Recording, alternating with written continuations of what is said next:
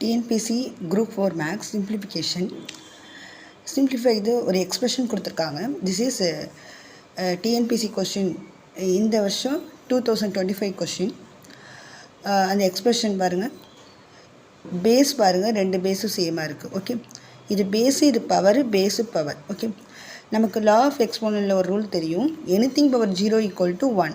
Okay, so இந்த ரூலை வந்து இங்கே அப்ளை பண்ணுங்கள். ஸோ இந்த ஃபஸ்ட்டு டேர்ம் என்ன ஆயிரும்னா 1ங்கிறது ஆயிரும். ஓகே, இந்த லா இங்கே அப்ளை பண்ணேன், இங்கே 1ன்னு ஆகிட்டு.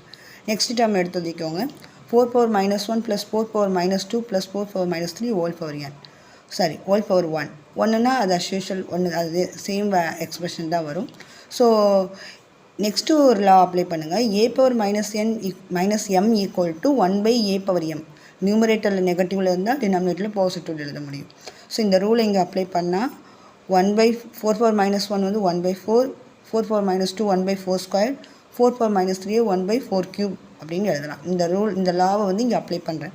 நெக்ஸ்ட்டு 1/4, 1/4² 16, 1/4³ 64. ஓகே, ஸோ இப்போ நம்ம வந்து லோயர் கிளாஸ் எல்சிஎம் எடுக்கிறோம். சேம் எல்சிஎம்க்கு வந்து 64 தான் எல்சிஎம்.